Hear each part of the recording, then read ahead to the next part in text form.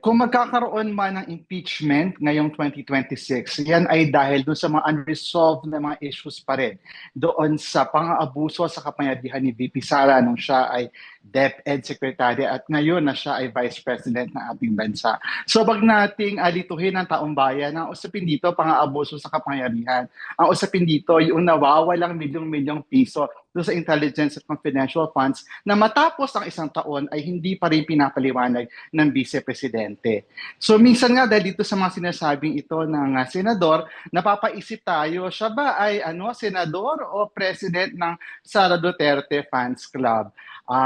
Ano yung kanyang trabaho? Legislator ba o defender-in-chief?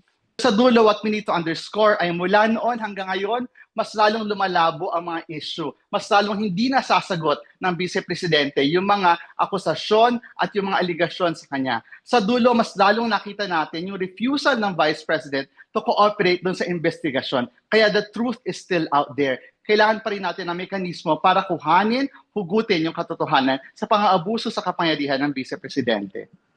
So is it accurate to say po, Kong, na more than ready kayo to endorse if ever decide na po itong civil society organizations na mag-file ng another impeachment complaint?